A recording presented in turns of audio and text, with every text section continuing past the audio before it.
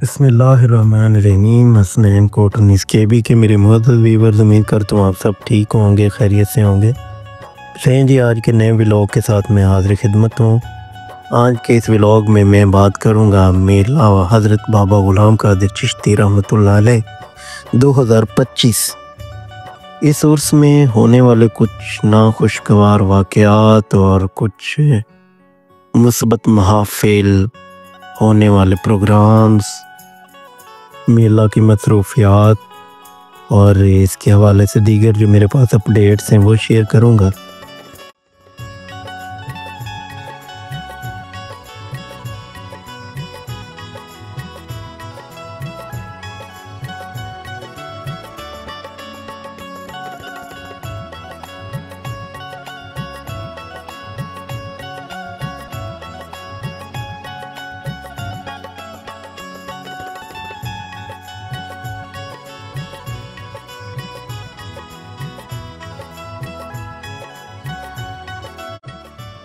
Nadreen, उर्स में लाखों की तादाद में दुनिया आती है। ये मैं सिर्फ़ उर्स हज़रत बाबा ग़ुलाम क़ादिर चिश्ती रहमतुल्लाह अलैह की नहीं बात कर रहा, जितने भी बरे सग़ीर में औलिया किराम के मज़ारात पे जो उर्स लगते हैं, उसमें आने वाली जो हमारे लोग होते हैं, मैं उनके बारे में बताना चाहता हूँ कि हर उर्स पे लाखों की तादाद में लोग इकट्ठे होते हैं, लेकिन उनका ज़ौक़, उनका इंटरेस्ट और उनकी मसरूफियात मुख्तलिफ़ होती हैं। जैसे कि कुछ लोग उर्स अगर कुछ मैं ये भी बताता चलूँ कि कुछ दरगाहों पर जो उर्स है वो 3 रोज़ा होता है और कई जगहों पर 1 हफ़्ता भी उर्स चलता रहता है। और जैसे चन्नन पीर चोलिस्तान का उर्स जो है वो 1 माह तकरीबन चलता है। तो उसका जो भी दौरानिया हो, जब लोग उसमें आते हैं तो वो अपनी ज़ौक़, अपने इंटरेस्ट और अपनी मसरूफियात 3 मुख्तलिफ़ जगहों पे गुजारते हैं। कुछ लोग ऐसे होते हैं जिनका मेले के दौरान और इस उर्स के दौरान जो स्टे होता है, जो उनका मरकज़ होता है, जो उनकी दिलचस्पी होती है, वो सिर्फ़ और सिर्फ दरबार होता है। और हर दरबार मैंने जितना विज़िट किया है, चाहे वो दरबार हज़रत बाबा फ़रीद की है, दाता गंज बख्श रहमतुल्लाह अलैह है, ठीक है, सखी सुल्तान बाहू है,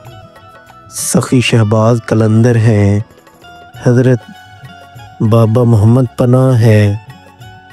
ठीक है, और इसी तरह जैसे कि दरबार हज़रत बाबा ग़ुलाम क़ादिर चिश्ती है,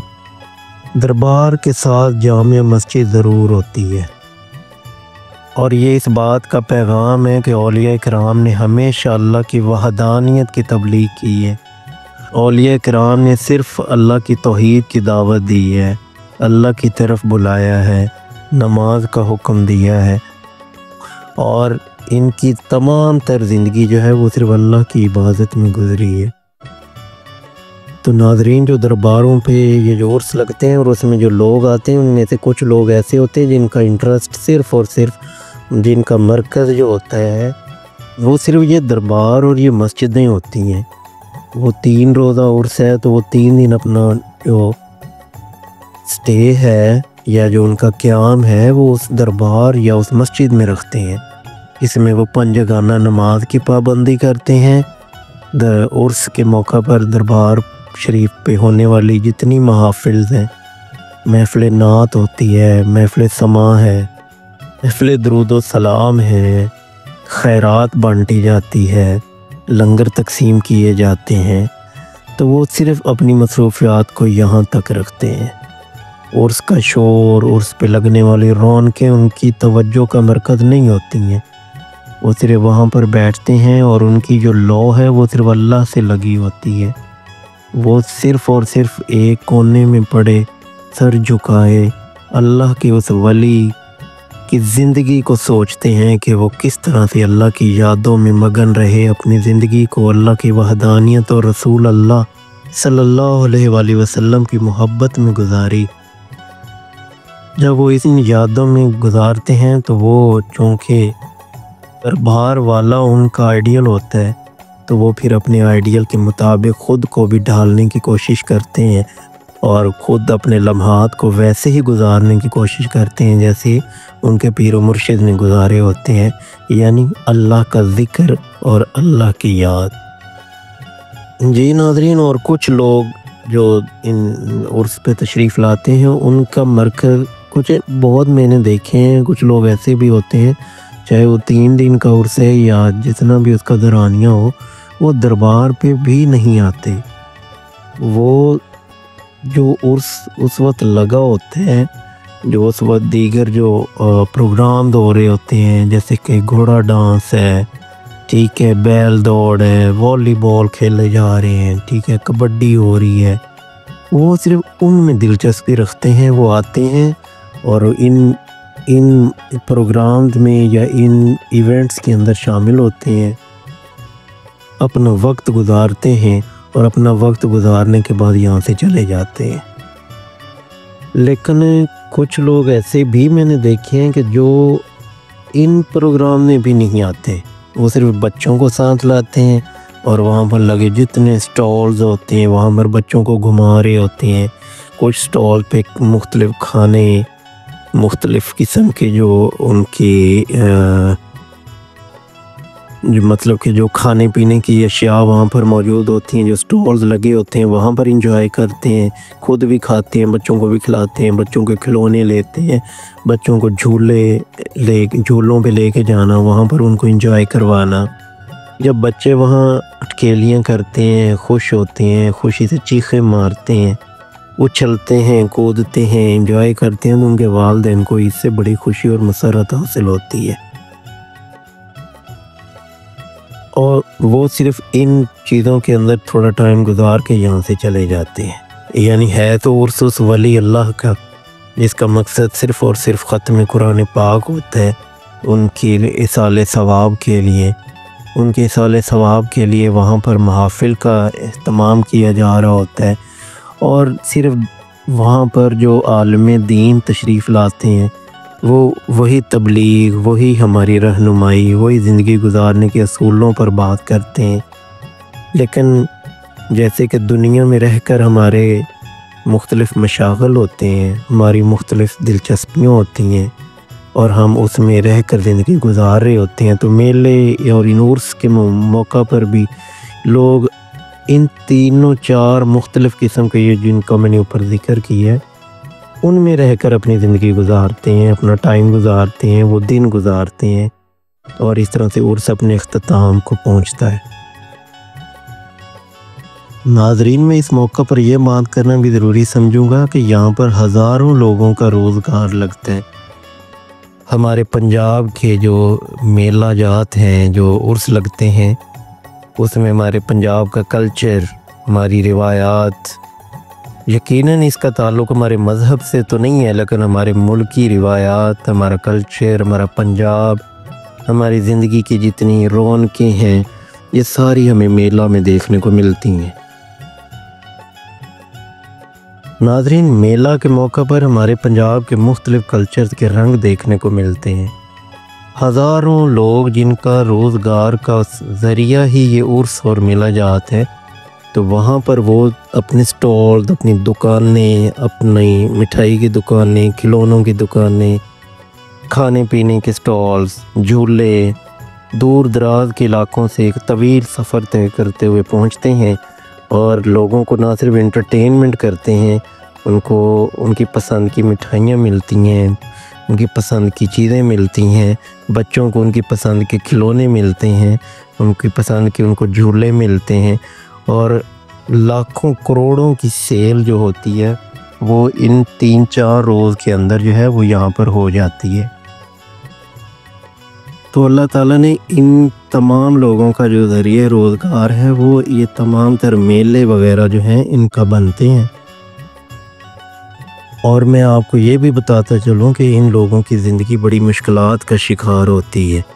اگر آج میلہ یہاں پر ماڑی ہزارہ میں لگا ہے تو ہو سکتا ہے اگلا میلہ یہاں سے کوئی 200-300 کلومیٹر کے فاصلے پر ہے۔ تو آج کی اس مہنگائی کے دور میں اتنی مہنگی ٹرانسپورٹ، اتنا مہنگا کیریج، यहाँ से अपनी दुकानें, अपने झूले लेकर वहाँ पर जाना, डीज़ल पेट्रोल के रेट साफ सबको पता है। तो इनकी ज़िंदगी बड़ी मुश्किलात का शिकार होती है। ये बड़ी मेहनत के साथ अपनी रोज़ी कमाते हैं, लेकिन अल्लाह ताला ने ऐसा एक सिस्टम बनाया है कि हर कोई यहाँ से अपने बाल बच्चों की रोज़ी रोटी कमा के ही जाता है। अल्लाह ताला इन सब की मुश्किलात को भी आसान फरमाए और इनके चेहरे ऐसे ही पुर रौनक रहें जैसे कि एक ये सिगरेट और पान का स्टॉल लगाने वाले भाई, कोल्ड ड्रिंक्स का लगाने वाले स्टॉल का, जब हम अपने ड्रोन कैमरा के ज़रिए वीडियोस बना रहे थे तो उस भाई ने स्पेशल हमें कहा कि जी मेरी दुकान की वीडियो बनाएं और अपने बीवी बच्चों से दूर, अपने घर से दूर, मुख्तलिफ़ मेलों ठेलों पर ये सफ़र करते हुए ये लोग जब ऐसी छोटी छोटी चीज़ों की उस बंदे ने दरख्वास्त की तो मुझे बड़ा अच्छा लगा और मैंने फ़ौरन उसकी वीडियो भी बनाई और उसकी खुशी देखकर मुझे बहुत खुशी हुई। अल्लाह ताला इन सब के लिए आसानियाँ पैदा फरमाए। नाज़रीन, जैसा कि मैंने आपको एक बड़ी तफसीली बात की, आप सब मेरी बात से एग्री करेंगे कि उर्स मुबारक पर तशरीफ़ लाने वाले जितने भी लोग हैं उनके मशागल यकीनन इन्हीं 3-4 जगहों पर ही होते हैं। इसके अलावा मैंने देखा है कि बहुत सारे लोग जो हैं वो इन उर्स के मौका पर कुछ ज़्यादा ही ओवर एक्साइटमेंट, बदतमीज़ी और लड़ाई झगड़ा मोल लेने की कोशिश कर रहे होते हैं। एक दूसरे से कंधा टकरा गया तो लड़ाई, एक दूसरे पे जुमले कसे, जब रिस्पॉन्स में कोई जवाब आया तो उस पे लड़ाई, बाइक साथ टकरा गई तो लड़ाई,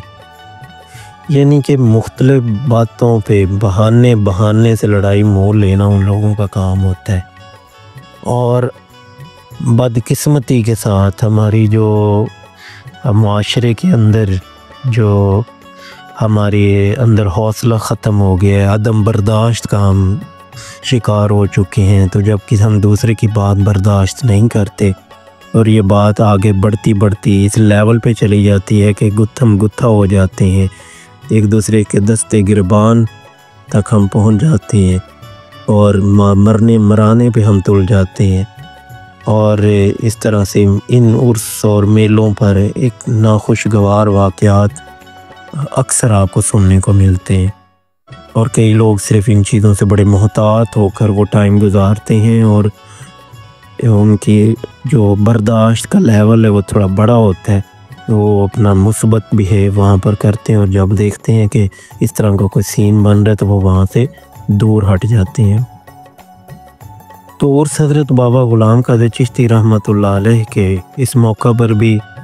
इसी तरह का ही एक नाखुशगवार वाक़या रोनमा हुआ जिसकी मुख्तलिफ़ हक़ाइक़ हमारे सामने आए। कुछ लोग कहते हैं कि वो